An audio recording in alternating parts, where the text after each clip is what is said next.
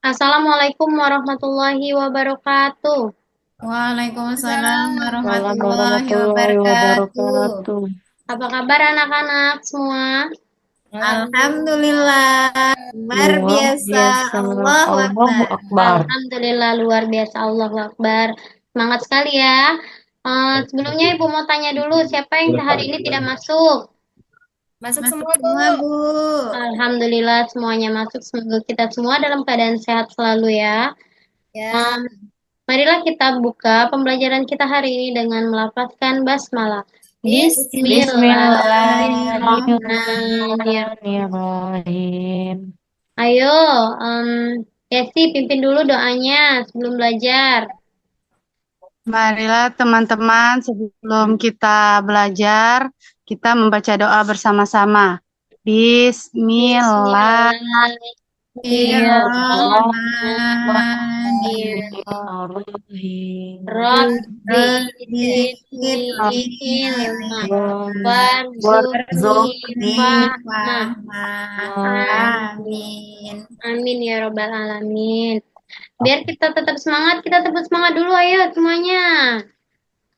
Tepuk Baiklah, semangat. Semangat. Nat. Lumayan. Semangat semua ya. Yuk kita belajar dulu. Materi minggu lalu apa ya? Siapa yang masih ingat? Aku anak soleh. Pinter sekali. Aku anak soleh. Apa ya aku anak soleh itu? Anak soleh Anak berarti anak ya? Bu, Iya, anak pinter. Benar sekali. Jadi, materi minggu ini masih berkaitan dengan materi minggu lalu, yaitu anak soleh. Jika kemarin kita membahas tentang anak soleh, maka hari ini kita akan membahas submateri tentang perilaku anak soleh. Jadi, perilaku anak soleh terbagi menjadi tiga. Nah, yang pertama, kita akan bahas di eh, layar layar kita. Ayo. Yang pertama, tujuan pembelajaran kita hari ini adalah, Ibu lupa, hampir lupa. Yang pertama, kita dapat menjelaskan makna salam dan membuat paparan mengenai salam dengan baik. Yang kedua, menjelaskan sikap senang menolong orang lain dan memaparkan mengenai sikap senang menolong orang lain. Yang kelima dan enam, menjelaskan ciri-ciri munafik dan membuat paparan mengenai ciri-ciri sifat munafik. Yang pertama, kita masuk ke submateri salam. Apa arti salam? Salam artinya damai. Salam juga berarti pernyataan hormat atau ucapan Assalamualaikum warahmatullahi wabarakatuh.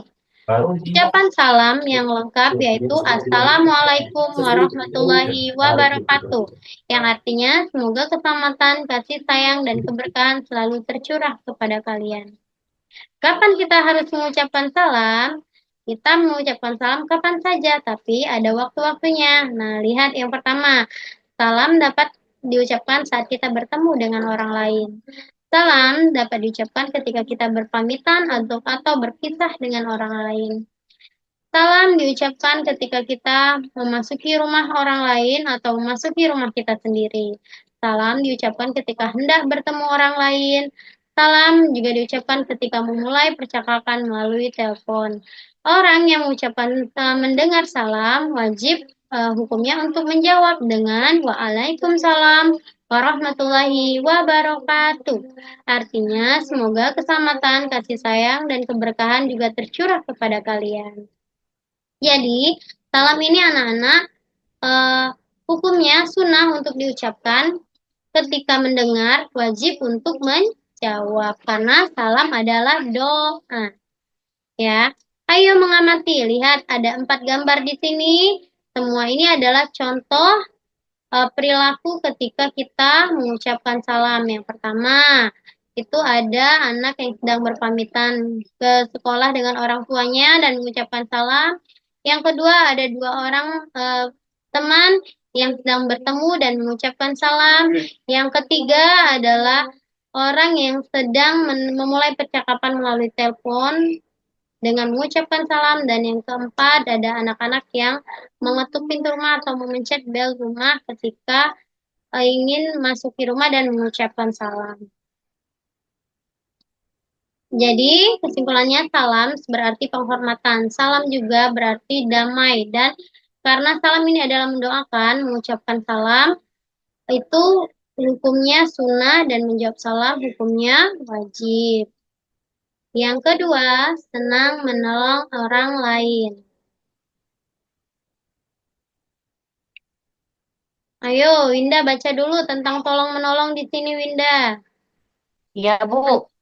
Tolong menolong adalah sikap saling membantu orang lain untuk meringankan bebannya. Sebagai makhluk sosial, manusia tidak dapat hidup sendiri. Hal itu berarti manusia saling membutuhkan satu sama lain. Manusia secara tidak langsung juga mempunyai hubungan timbal balik dengan manusia lainnya. Oke, benar. Itulah tolong menolong, sikap saling membantu untuk meringankan beban orang lain. Kenapa kita harus saling tolong-menolong? Saling tolong-menolong antar sesama dapat menumbuhkan rasa persaudaraan karena kita akan merasa saling membutuhkan satu sama lain.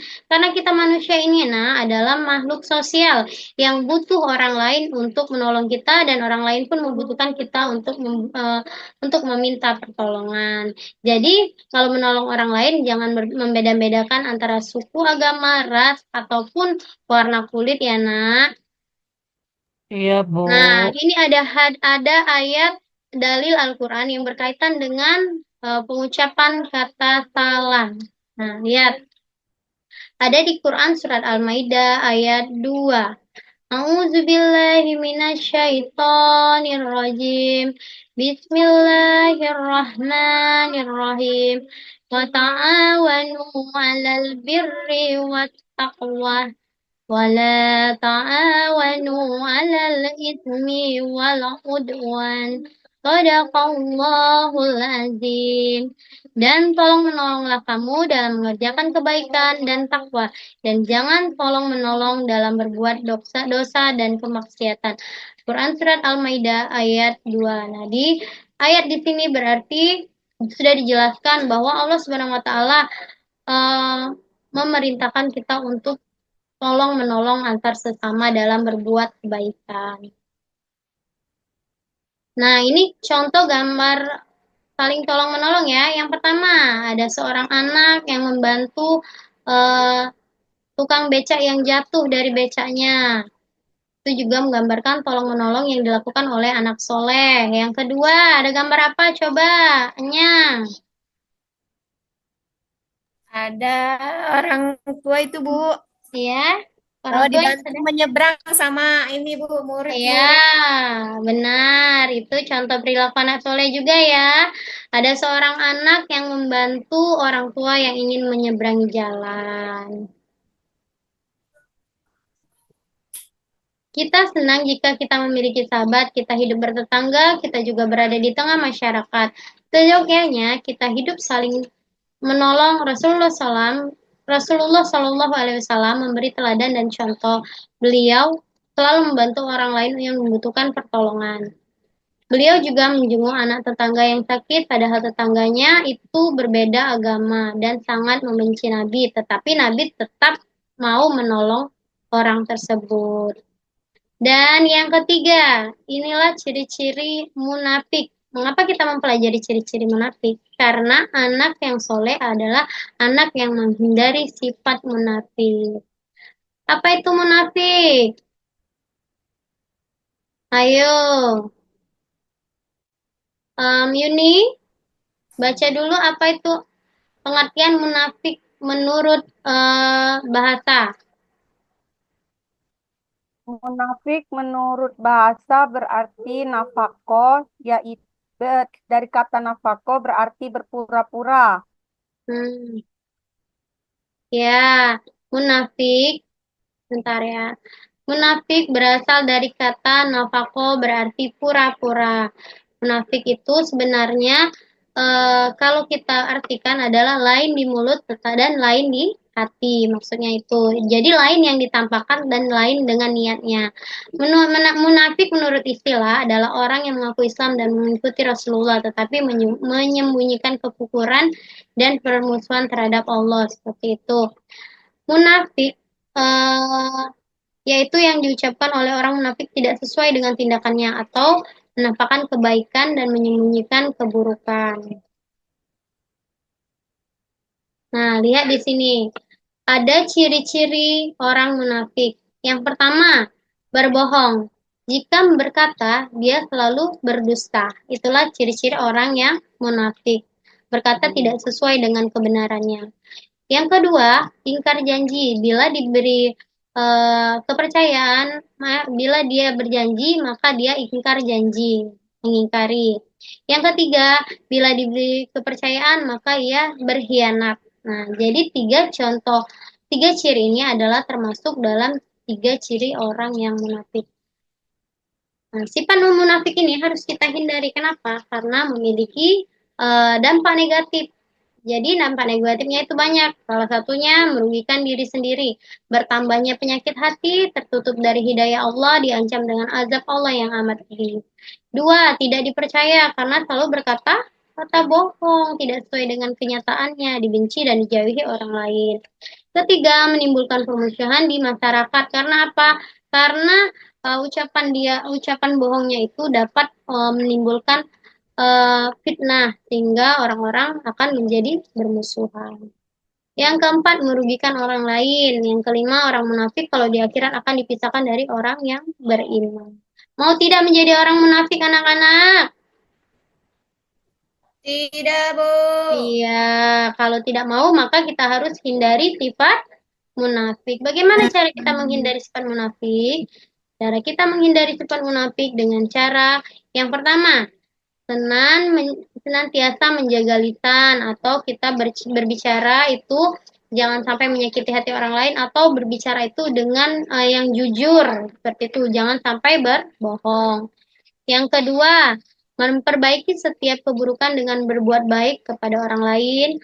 Yang ketiga, menjalin silaturahmi sesama teman.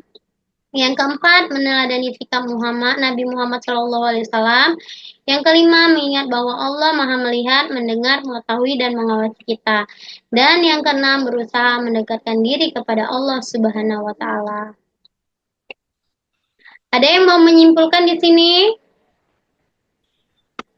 Apa saja yang sudah kita pelajari hari ini? Coba. Saya, Bu. Ya. Kenyang, silakan.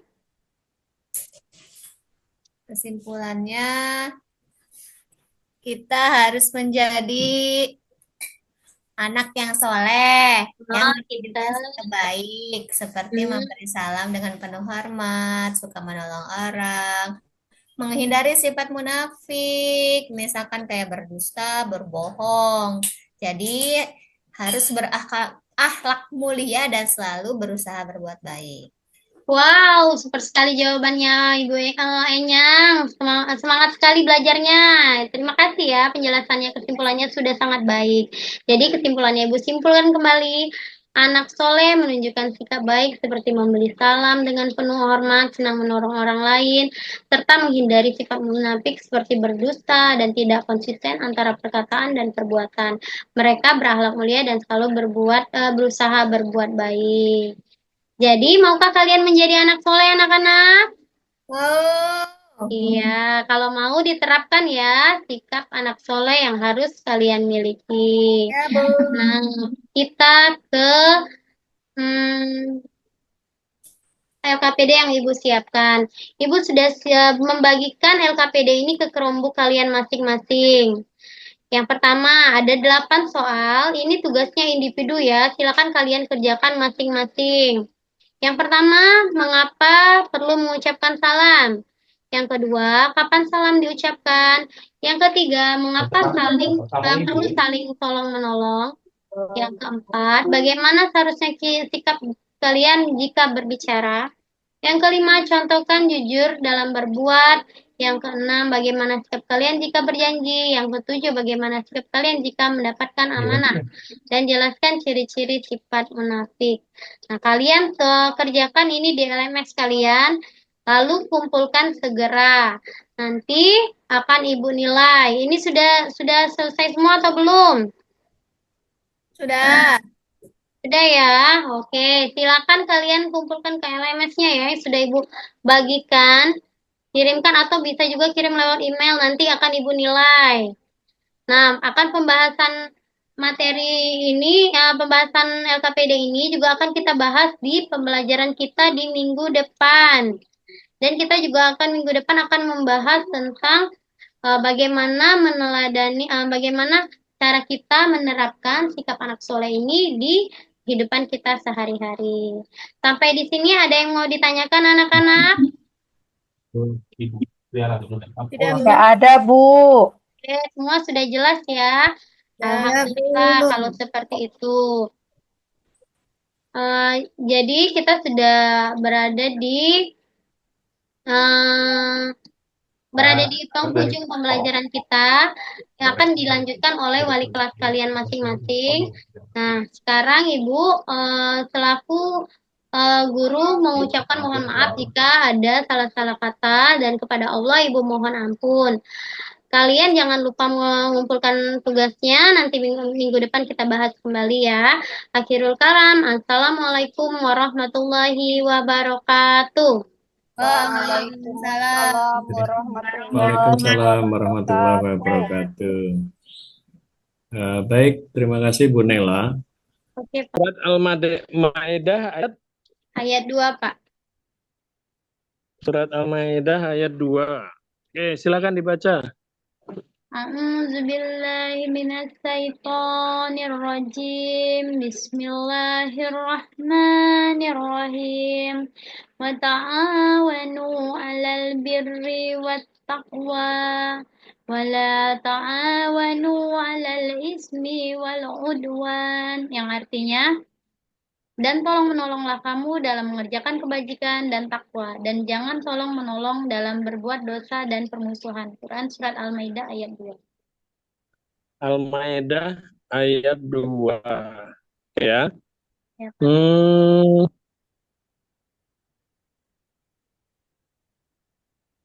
Kalau tolong menolong itu sebenarnya kan hadis yang pendek ada, Mbak Nela ya.